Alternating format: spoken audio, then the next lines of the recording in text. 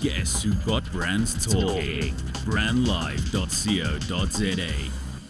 Hello, everybody. Welcome to it. It's the Geeks Connect show with myself, Tiani. I am flying solo today. Misho is busy running around in two places at the same time. It's been a while. So this is the first show live after 3 weeks. And we have got a jam-packed show. It's the youth month. Welcome to it. This is going to be all things youth, and we're going to take the voice and give it to the young people. That's what it's all about for the coming month. We've got some exciting stuff, couple of hackathons, we've got trainings, we've got meetups, all your needs in ICT. Remember, this is a show that connects you to industry leaders, to innovation platforms, tools, and structures. It will also connect you to the users of your applications. Remember, if you want your app or your cool website to be featured on this show, all you have to do is to let us know. Connect@geekculture.com. Let's connect. Let's connect also on social media. Twitter @geekculture, at Brand Live Radio. Hashtag Geeks Connect, hashtag Brand Live Radio. Let's do all things tech and innovation. Yes, so what's happening? How am I feeling? I am feeling convev. Whatever that means. You know, Donald Trump 2 days ago just tweeted something and he gave us a new word, a word called convev. We all don't know what it means, but hey, Twitter is having fun around it.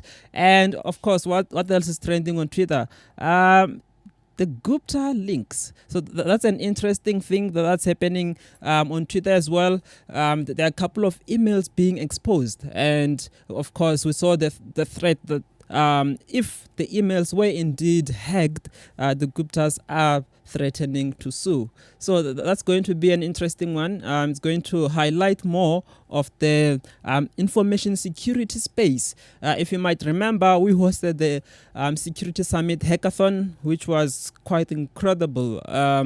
In front of about 500 delegates at the IT Web Security Summit.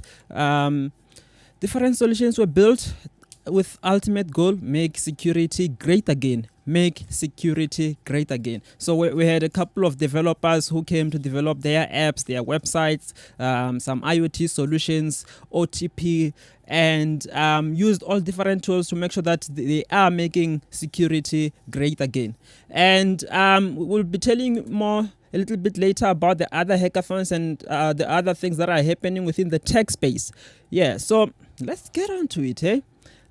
So we normally present you with some of the cool facts about what's happening in the tech space. And remember, we're now focusing in South Africa. So, some of the things you probably didn't know that they were invented in South Africa, in fact.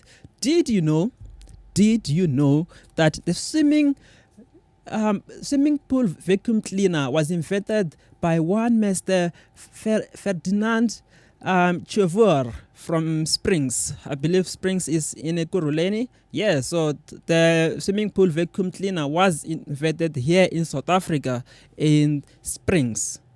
Interesting, huh? So there are a couple of South African innovations that we don't know about. You might let us know about them. Connect@geekculture.com. Let's make sure that we celebrate those innovations that are coming out of South Africa. Let's inspire the next generation as well. And another thing is that South African tech startups raised over 129 million US dollars in 2016, with secured funding being up by 16.8%. This is according to a report by Disrupt Africa. Can you imagine that? We tend to think that South Africa, Africa in general, is trailing when it comes to the startup ecosystem. But we are not doing bad, eh? We are really not doing bad. Of course, the sector that is booming a lot in terms of the startup scene, the fintech industry is doing incredibly well. Standard Bank are dominating in that space as well, with different technologies supporting different startups with different programs, and you got to check them out. Hashtag incubator. Check it out on Twitter, and you'll see what are the opportunities out there for you. And another thing, the last tech fact for today about South Africa. A South African company called Lodox System produced the only system in the world that provides an excellent quality X-ray image of up to 1.8 meters in length in just 13 seconds. I'm going to repeat that again. A South African company called Lodox Systems produced the only system in the world that provides an excellent quality in X-ray image of up to 1.8 meters in length in just 13 seconds. You might also remember a few weeks ago, we also told you about Mr. Alan Cormack. So that's one of the South African pioneers in terms of the innovation space. He did a lot of work around the X-ray systems. So the best quality X-ray systems were, in fact, produced or invented here in South Africa. Yes, so we are not doing bad. We're not doing bad. But remember, we still need to define more of what is our modern structure, what is our modern thing as far as science and technology is concerned. We need to make sure that we are empowering South African scientists, we are inspiring the next generation. What is the digital footprint that we want to leave behind for the next generation? Because remember, the future generations are going to judge us based on our ability to prepare for their future. And we do appreciate all the different kinds of innovative ideas that have been coming out of South Africa. And of course, if you are working on something, do let us know. This is now the section that we call the weekly checkout. So the weekly checkout, we check out some of the projects that are out there in the South African tech space. We check out what are young innovators working on. Remember, this is Youth Month. We are going to be celebrating young innovators. We are going to be celebrating a lot of garage type of work that is being built out there. Let's make sure that you do get that product to the hands of the people. And today we are checking out a platform called AddColor. A platform all the way from Bloemfontein. So these guys, it's a company actually, they want to build business out of innovative solutions, bringing exclusivity with their executive team and come up with solutions that they've identified as a gap in the market. So big up to AddColor in Bloemfontein. You can go check them out, addcolor.co.za. www.addcolor.co.za. Color as in color in CSS, Yeah, so addcolor.co.za, go check them out. And they are doing some incredible work. I checked out some of the things that they are doing. They love code. They have you'll see on the website that they've told you that these are the number of cups that they have drank out of coffee, and these are the number of lines of code that they have written up to date. So go check them out, and you'll get inspired. So right now we're just going to take a quick ad break, and we'll be back after this. Making a bold statement yet blending into the surrounding suburbs of Melville, 27 Boxes is a realization of edgy design and practical implementation.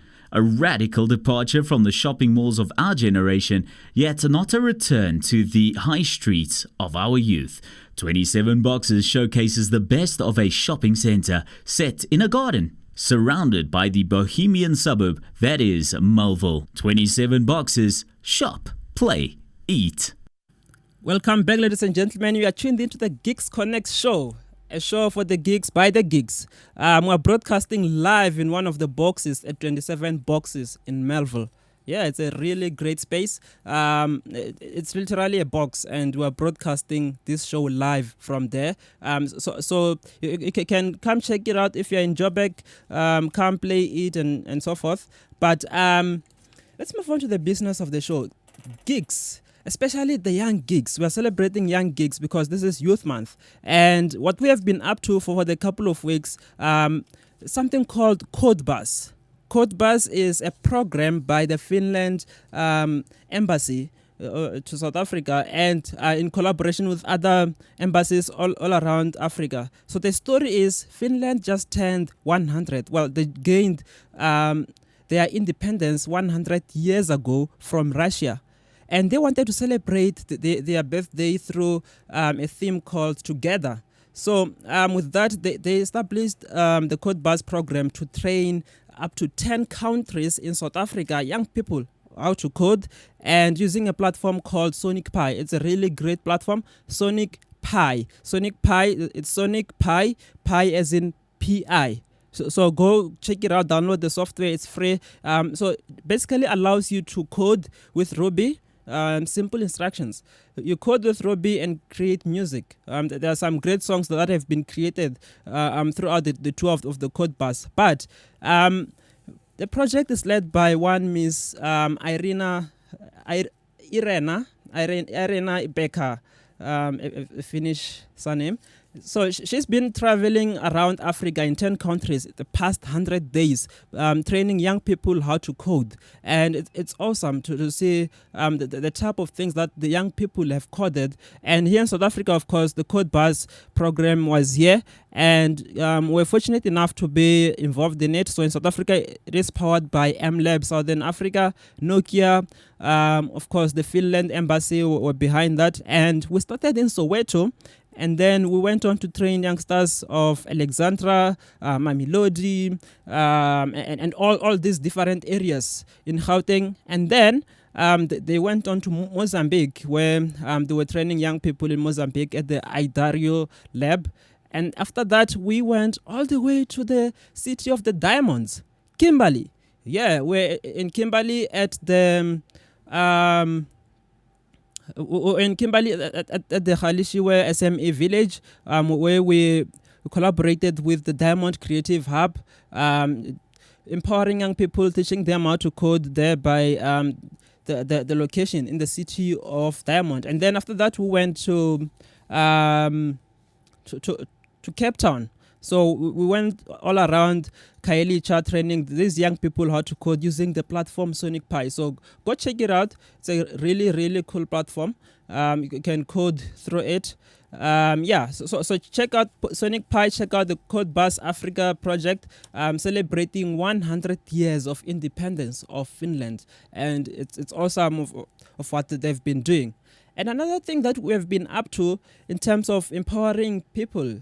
So Standard Bank, the business incubator, they are doing some really, really great stuff, empowering women through their incubation program, accelerator programs, and so forth. So what they did was to host a hackathon specifically focused for women. You know, when you go to hackathons, to tech events and so forth, they're always men. Yeah. You know, I always saying it's a man's world. It's a man's world. It's not because it's really a man's world, but it's just that the industry is so dominated by men, and it's frustrating. You know, we need to have the gender balance, and Standard Bank took a stance to make sure that they bring about balance into the tech space. So a Standard Bank Hackathon was strictly focused for women. A couple of ladies went there, take part in the hackathon. Of course, Misha was there as a guy. I don't know what he was doing there, but it was a female-only hackathon. Wherever you are, Misha, please tell us, why were you at the Standard Bank Hackathon for women? Anyway, yeah, so there have been some winners. They won some very cool prizes, powered by Liberty Africa, powered by IBM, Telkom. Telkom provided a super fast Wi-Fi. Oh yes, the Wi-Fi was good. So I hear, I was not there. Anyway, so that's the Standard Bank Hackathon. And of course, same week we were hosting the Security Summit Hackathon, which took place at Vodacom World, sponsored by MTN. So that was really cool to be at Vodacom, and then having the lead sponsor as MTN, and also Snogged and the Innovation Hub. They sponsored some prizes out of the hackathon as well. So check out the photos. So just go on to flickr.com/geekculture, Flickr without an E, flickr.com/geekculture, and check out all the cool photos and who were the winners and so forth. So that story is there, and also keep an eye on what Standard Bank is doing, of course. So anything tech, anything innovation, Standard Bank is the place to check. hashtag SB Incubator. They've got 3 incubators here in Gauteng, one at the Johannesburg CBD, there by Commissioner Street somewhere, and the other one is in Rosebank, 5 Craddock Street, next to the Gautrain. So if you are using the Gautrain, you just take a 4 minutes walk and get to the Standard Bank Business Incubator. And another one is, of course, in Hatfield. So go check it out if you are in Pretoria. And check out the opportunities that are there. I know that they are hosting something called Startup Grind, which will be taking place next week, Tuesday. So make sure that you do register for that and take part in it. And what else? It's been a crazy month. May was just crazy. The Open Contracting Innovation Challenge is closing tomorrow. So do make sure that you get your team together and enter that challenge. It's quite an interesting challenge to take part in. So it's challenging innovators to come up with solutions of how to do public procurement processes. So with that challenge, you just need to submit an idea and indicate how you use data to change the way the government do public procurement, open contracting basically. And there are cool prizes of up to $60,000. So there will be 6 finalists chosen in the first round, and then those 6 finalists will each be getting $5,000.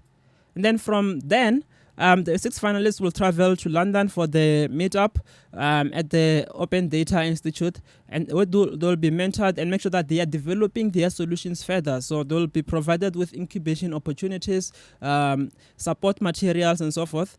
And then the winner out of the 6 finalists will be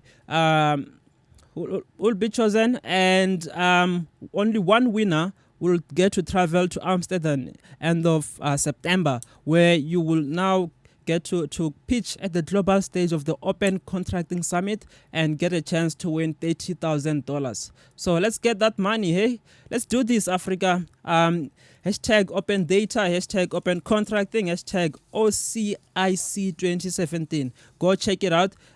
So the applications are closing tomorrow.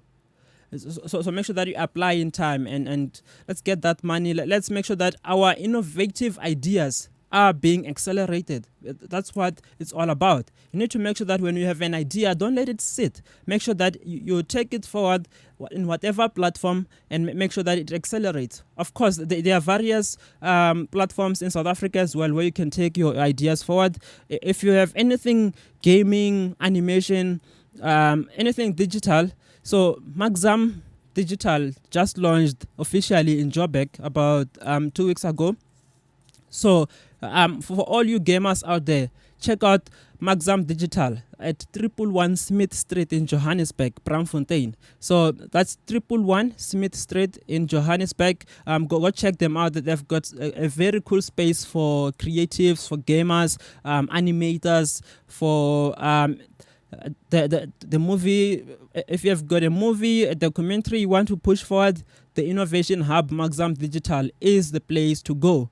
And of course, you can still check out at other platforms as well that are available. You know, you have got River Sands, you have got MLab Southern Africa, you have got Silicon Cape in Cape Town, you have got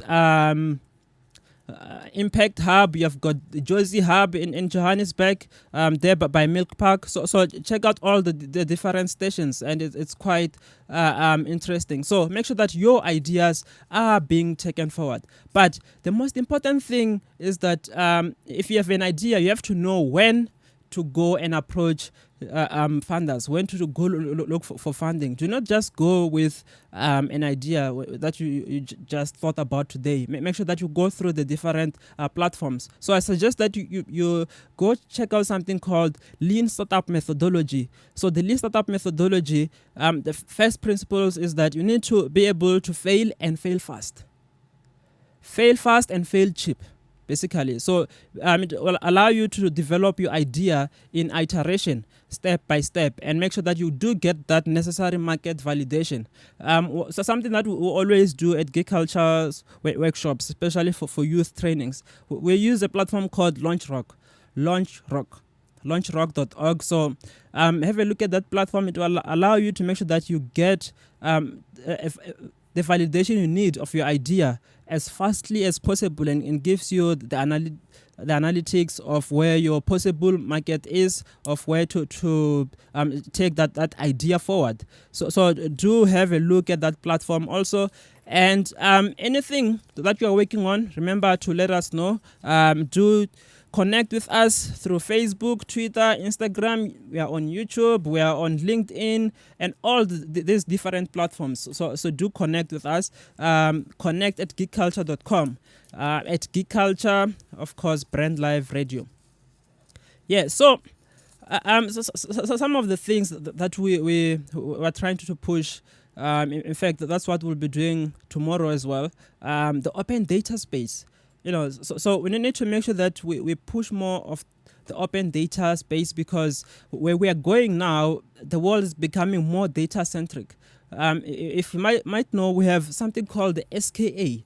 So the SKA is a project that started in 2003 here in South Africa, square kilometer array. So it's literally a square kilometer array of these large telescopes that are being erected here in South Africa, and we're sharing that project with Australia, but South Africa has about 70% of the project being implemented in South Africa. So the square kilometer array is so huge, and the amount of fiber cables that are used in the SKA project can wrap planet Earth twice. So there's a lot of data that will be collected through the SKA project, and they're already collecting a lot of data. But the question is, does South Africa have the capability to manage data? Do we have data management skills in South Africa? We don't have a lot, so that's why we need to make sure that we upend the efforts to build data management skills. We need more data engineers, more data scientists, more data enthusiasts. And the right start to that is to make sure that let's firstly build the interest in open data. Let's build the momentum. Let's build the necessary capacity that will be able to manage data. We have a lot of data that is being produced in South Africa. If you think about it, the ETOLs, the Gautrain, all the different institutions that are now internet enabled, we are producing a lot of data. But what do we do with this data? How do we make sure that we have the right capacity to manage and make new innovative solutions out of the data? How do we make sure that the government is data centric? I know that the government departments at most, they struggle a lot with data management. A lot of departments can't tell you the aggregates of the different things that we need about the country. They can't tell you how many people have access to maybe water in different areas and so forth. So that's why the UN summit, the UN Data Forum, which happened in Cape Town in January, made a resolution that as part of the millennial goals, as part of the sustainable development goals, data must be a key tool to accelerate development. That's why also we are moving slowly into the digital migration of TVs. That's about data as well. We need to be able to extract data through the digital enablement. And I know that the digital migration of our TVs, the process has already started in the Northern Cape around Conneven. That's the area around where the SKA is. And Limpopo has also started with the digital TV migration. And that's good, because that's going to also help us more understand how many people are watching a particular show at this particular time, how many people how long are people watching shows and so forth. So that will also help mostly in data utilization. And so there are different platforms that are trying to celebrate data, and we have something called the Open Government Partnership. So an open government partnership is an accord by different countries around the world to make sure that government is more transparent. We're talking about transparency in government spending. We're talking about transparency in election results. We're talking about transparency in quality of public infrastructure, because that is important. We need to be updated in terms of the quality of the different infrastructures that we have in South Africa, just in case something happens. So I know that the city of Ekurhuleni as well, they have got their own open data portal where you can just go and find any data that you need. For an example, in the city of Ekurhuleni, you can be able to know where the different cemeteries, where the different assets of the city. So they've provided APIs for you to be able to access that data. Also, city of Cape Town are data centric now. They have their own open data portal where you can go and find all the data about the city. Also, the city of Tshwane are also moving along that line as well. And last week, the WWW Foundation, Worldwide Web Foundation, released an open data barometer. So that barometer is a measure of how a country is using open data, or how open is a particular city. And South Africa came number 46 out of 115 countries. So we are ranked 46 out of 115 countries in the open data space. And that's a score of 34 out of 100. So we are trailing behind, but the good news is that we moved one place up from last year. And also the Open Data Index also indicated that we have improved. So last year, South Africa was at number 54 in the International Open Data Index, and this time around we are standing at around number 42. So that's not bad. There are efforts being put in place in terms of driving open data in the country. I know Wits University as well, they're doing a lot of work around open data programs. You've got Reuters and Thomson's in Cape Town that are also playing along that space. You've got the Open Data Institute in London that are doing different programs around the world as well. So go check out all these different platforms. But the most important thing is that we need to look at where the mobile apps development ecosystem is going. All the different apps that are out there in the store, all the different app developers, they need to realize that the real value in the next few years will be in the data that the apps are having. The data that is just sitting out there, what do you do with it? If you look at Uber is making a lot of money out of the data that they are collecting every day. All these different apps have data that could be used for new applications, data that could be used to enable new markets, data that can be used to enable innovators to innovate more, data that could be used to make key decisions. I know that also CSIR have a program called Data Science for Impact and Decision Making, so something called Decide for university students. So they get to use data from different organizations in building new products. For an example, how would you collect data from social media to be able to predict patterns? How would you use data to predict a political party that could win the next elections? How would you use data to tell a story of where most crimes are happening in South Africa? How would you use data to make sure that you are helping people who are sick access health services much better? So there are so many applications that we could use with data, and that is up to you to decide. So ladies and gentlemen, we're going to take an ad break. We're going to play a jam, and we'll be back with some exciting stuff. Yeah.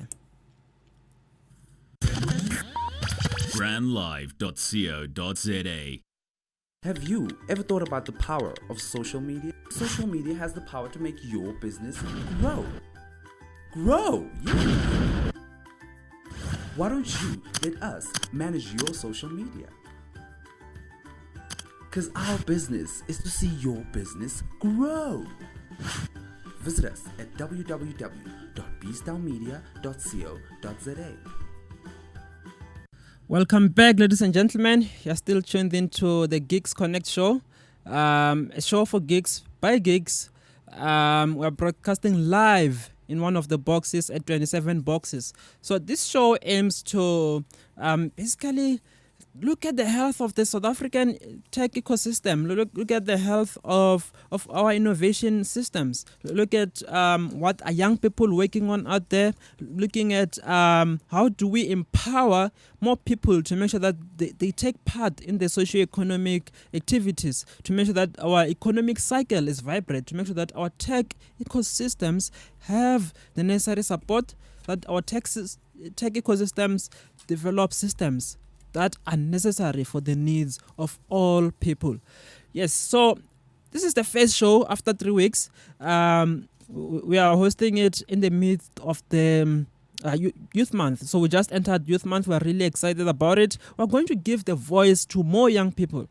And today we've done that. So we hosted a debate a couple of weeks ago with a couple of young people. And they were debating on the topic of South Africa is going to ban self-driving cars in 5 years. Well, we are aware that under this current regulation in South Africa, it does not necessarily accommodate for such things like driving cars. There are no proper regulations in place. That's why we also had Uber strikes in South Africa. There are no proper regulations. We're not ready for this. Our economic policy makers are not necessarily ready for this digital transformation. So, but until then, we have to discuss. We have to look at the applicability. Do you think self-driving cars have a future in South Africa? Looking at the different social impacts, do self-driving cars have a future in South Africa? Let's listen to this debate by a couple of high school learners. As drivers become more and more lazy to knowing that self-driving cars would operate themselves, the experience and the knowledge of the people of South Africa will diminish. So what is the use of us going to school where we know that the cars will drive themselves? And how our fathers and uncles are going to work for? The traffic cops and the police, how are they going to interact with self-driving cars? How useless is that? How can you talk to an untalking thing to you? Are you going to give a self-driving car a ticket? How? How, guys? Point of information. Self-driving cars will give you much free time to use, whereas you're inside the car. For instance, you're going to school, you've got homework that you didn't finish. You can actually get the opportunity to finish that homework within the car, meaning that the drivers will get enough time to do something better with their life than to just be staring at the car behind them, be staring at the vehicle. What's the point of that? Meaning that the time you get inside the car will benefit you at the end of the day. So this is about being free. We're talking about South Africa as a whole, not only students. South Africa as a whole and the economy of the country depending on the employment for the government to get taxes. So where is the government going to get taxes while the citizens are there relaxing and being free to what you're saying? Objection, first of all, I think you have a little bit of a Jewish mind because we are living 21st century, isn't it? Thank you. Meaning that we are always running with the best right now.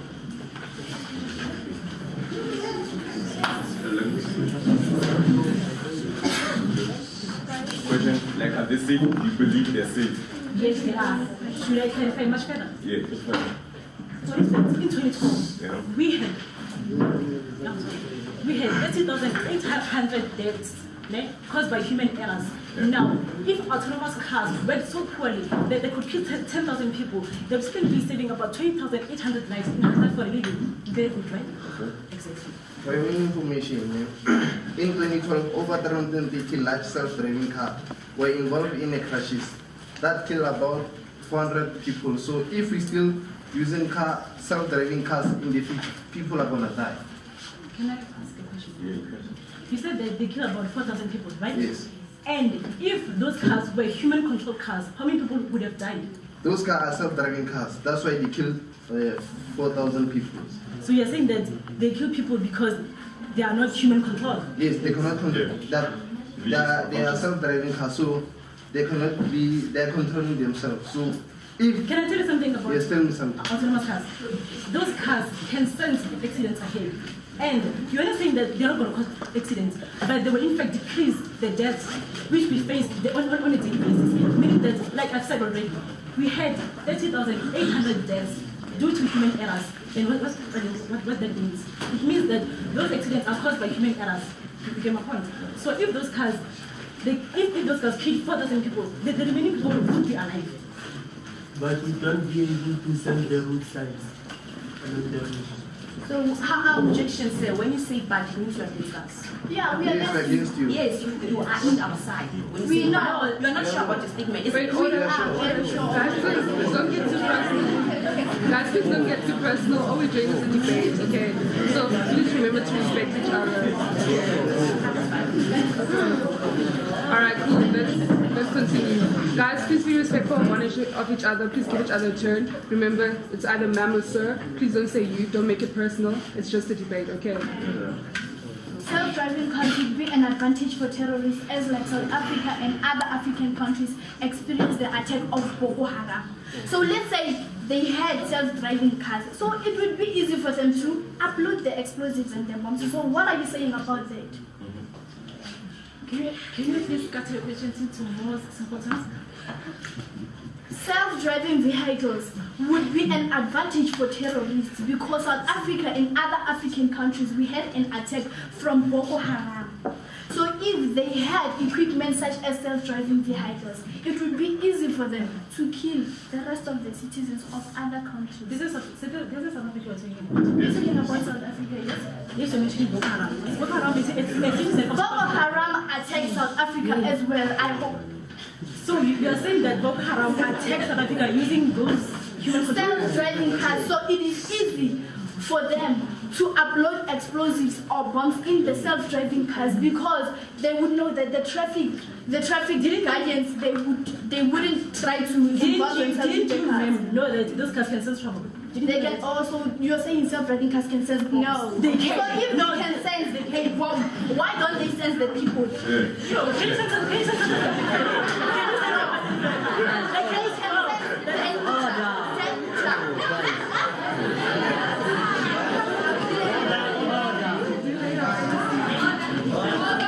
Guys, can you please keep it down, please?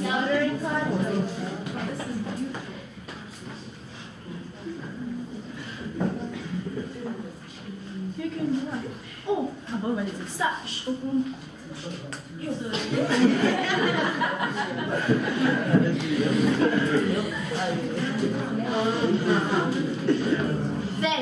Then the experience and the knowledge of the citizens of South Africa would come into a diminishing point because what would be the reason of studying how to drive a car and the driver's license while you know where the car would be driving itself? How about the fact that those people, the engineers, will be taken to the manufacturing field of those vehicles? If an engineer manufactures a self-driving car, how are others of the citizens of the country going to have to acquire a driving license? Well, you know, the car, it is going to drive itself to where you want to go, to your destination. They don't have to. But then, in fact, they don't have to. Those cars. So meaning we don't have to have the driver's license. Yeah. You know why? Why? Because you take away the driving license, yet we are experiencing high numbers of accidents. How can you have a driver's license? You can't even drive. There are people who buy driver's license. So you're saying the self-driving cars will be able to predict whether the heavy rainfall or the drought or the snow would be coming soon into the country. So they would know how to predict. Yes. As I say, Ford tested its autonomous cars, meaning that it has algorithms. So how do you expect the traffic cops to interact with the self-driving cars? That's what I say. Allow me to finish what I was saying. Finish. Stop interrupting. We specify. Let's talk about the debate. So see, as I say, Ford has already tested its autonomous vehicles, meaning that those cars have algorithms that allows them to Can analyze. you further explain what algorithm is? This is what I'm doing. Yes, interrupting you. How am I supposed to do that? You're basically interrupting me. We're asking the Can you please Give us then you also please? As I was proceeding, Ford has already tested its vehicles, meaning that those cars have algorithms which allows them to analyze the kind of road droppings and the kind of snow, meaning that if a car All right, so that was a quick debate by young kids. Always want to put it in the hands of them because they are the ones who will be leading the tech ecosystems in the future, leading the digital change that we have here in the country. So that was part of the Geek Culture Work program that took place in April. And we gave power to the young people to decide, should South Africa really ban self-driving cars? Of course, you might have your opinion. Do let us know as well. Should South Africa ban self-driving cars? So now let's take a look at something. The cybersecurity space in South Africa, this is becoming a challenge, and we want you to make sure that we have the capacity all the time. Obviously, that's important because we have to prepare for the rainy days. The thing is, every day we are building our digital houses, whether we are on social media or not, but we are leaving our digital footprint behind, and more attacks have been imminent. We have seen in elections of the US, also in France recently, emails being hacked. There was an accusation of influence by certain countries and so forth. But the real question that we must ask here is our democracy under threat? Is our future under threat? Our financial systems, our long earnings, our dignity, but most importantly, do we have the right capacity to defend us against these rainy days of attacks? And many reports have been coming out that South Africa lacks the skills in information security. What do we do? What do we do as far as that is concerned? How do we make sure that we do have the necessary skills capacity to make sure that South Africa is defended against various attacks from cyber criminals? So we have been hosting a couple of hackathons. You might remember the Safe Hack that we hosted back in March, and then in May we hosted the Security Summit Hackathon in Midrand and Kimberley to make sure that we are instilling that culture of consciousness. We need to make sure that people who are online do online activities with consciousness. Last week we indicated that one of the key things that you can take when doing banking transactions is that never do banking transactions on a public Wi-Fi. Well, it's not really safe to do it in any Wi-Fi, but most importantly, a public Wi-Fi possesses much danger. So make sure that you are careful around that as well. Make sure that you have your privacy settings all checked up. And various security experts will tell you that make sure that you are always updating your softwares. So we had a chat with one of the world greatest hackers, Mr. Jason Street. He used to consult for the FBI and the Secret Service in the US. He came to our hackathon to check it out as well. Also gave a talk at the Security Summit. So it will tell you such things. You need to know that there's a basic survival kit online, and you need to adhere to it. Make sure that you are paying close attention and making sure that you have the right tools on your computer, but make sure that you know also that some of these antiviruses that you might have on your computer are also posing a threat to you out there. Yes, so what's happening in the tech space? So Misho is currently attending something called the Gauteng Township Entrepreneurship Business Week. It's happening in Soweto. The Gauteng Township Entrepreneurship Business Week. It's an exciting event starting today until the 4th of June. So if you're in Soweto, at the Soweto Theatre, go check it out. There are different organizations in there. Of course, it is being brought to you by the South African Business Economic Forum, the SABEF initiative led by Mr. Lebu Guluza, something like that. But it's one of the dragons. So go check it out in Joburg. It's happening right now on Twitter. You can check it out. Hashtag GTEB Week. Hashtag GTEB Week. So make sure that you follow up on the activities. Make sure that you go out there to discover and be discovered. Remember to bring your business cards. Network as much as possible to make sure that you are making the connections for work and collaborative opportunities. Let's start doing business together. Let's start doing more of localization as well. Let's make sure that we monitor the economic cycle. Let's do business with smaller businesses as well. So go check it out as well on Twitter, on Facebook. The activities are happening. I think I might go there. Yeah, I might go there as well. And another thing that's currently happening as I speak, the Tshwane Innovation Challenge. Tshwane Innovation Challenge. So this is part of a hackathon that the city of Tshwane will be hosting on the 13th and 14th of June. So they are hosting various workshops. Yesterday and the day before they were in Soshangube, they were in Refilwe, and today they are at Semi-Mark Square, meeting up with different people to hear what are your solutions for the city. So it is now that time where we get to hack the city. Yeah, we get to hack the city, build solutions for the city, making sure that we contribute in the innovation cycle of the city, making sure that we contribute towards the growth, the socio-economic growth that we also desire, because we have to make sure that we live a future that is fertile for the younger generation of today. Yes, so check out the activities, hashtag Tshwane Hack, happening at Semi-Marks right now. So go check it out if you are around Semi-Mark Square. And another thing that is happening, the Open Contracting Innovation Challenge is closing tomorrow. Don't forget that. So go and enter the challenge. Just go to challenge.open-contracting.com.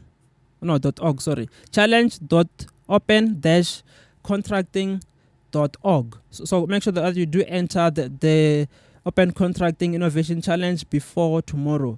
So it's a global challenge happening all around the world with special focus in South Africa, London, Ukraine, and Mexico. And we are looking for the best innovators in public procurement solutions. So that's going to be taking place throughout the year until September. So it's a great challenge. Go have a look at it. And then on Saturday, there's something in Pretoria at the Morning Star Hotel, something called the Engineering Breakfast. Geek Culture will be there, will be talking and also interacting with various students in the engineering space in terms of the state of engineering in South Africa, what are the opportunities, what should one be looking out to. So that's something that we are really excited about also. And then Kimberley, if you're in Kimberley, the NCDF ecosystem will be hosting the information security training, free information security training at the Sol Plaque University. This is for 22 July, so mark that date down and make sure that you go attend. And the VECWEC program from the 10th until the 14th of July will be happening in Limpopo, Libogomo, here in Gauteng, and the Kalahari Desert in the Northern Cape. So we are really excited about that. Remember, that one specifically is hosted for the Bloodhound Supersonic car. So the Bloodhound Supersonic car is a UK-based car aiming to attempt and break a land speed record of 1,000 miles per hour. That's 1,600 kilometers per hour. And it's coming this year, 11 October, to break that speed here in South Africa, in the Kalahari Desert, in Hexpian, there in the Northern Cape. So do keep an eye on that. It's going to be super awesome. And the Northern Cape provincial government are busy trying to promote that in the tourism aspect. Ladies and gentlemen, that was it for today's show. Hey, we'll catch you again next week. We've got an an amazing speaker coming up. So we'll be talking all things e-commerce, looking at the health and some of the platforms and tools that you as a developer, as a techie, as a coder, as aspiring entrepreneur can take advantage of. Otherwise, keep on doing what you're doing, keep it going, and let's meet next week. Cheers. You're listening to brandlive.co.za.